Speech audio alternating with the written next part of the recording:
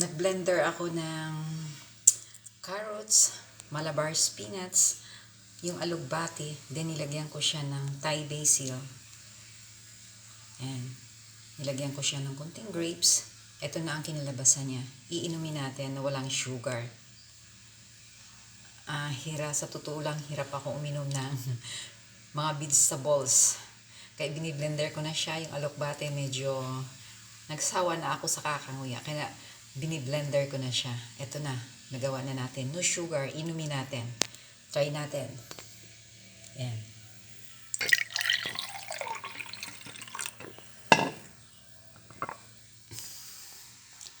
Ayan. Medyo ano siya. Mabango. Lasang alokbate. Ayan. Patibayan ng panglasa. Inumin na natin. Ito. Napakagandang benefits pala ng alokbati. Iron siya. Ano kasi tanim namin to sa taas. Tanim ng aking asawa. Hindi na siya nilagyan ng spray. Wala. No chemicals. Healthy siya. Kaya yun ang kinuha ko. Tapos binlender ko. Tapos ito inumin natin ngayon. Pinapakita ko lang na itong juice na to ay napaka-healthy. Walang sugar. Inumin na lang natin ng diretsyo. Eto, tingnan natin. Hamunin ko kayo sa pag-inom ng ganitong juice. Diba?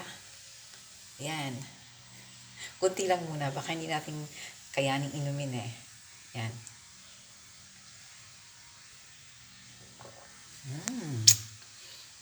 Masarap naman. Lasang alokbate. Tsaka fresh leaves. Bagong pitas. Mamaya ipapakita ko kung paano ko siya pinitas.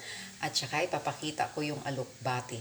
Sa susunod kong video, ipapakita ko kung paano ko siya binlender. Nilagyan ko lang siya ng mineral water. Napakaganda nito sa katawan. God bless. Sana kapag nagustuhan nyo, isubscribe nyo naman.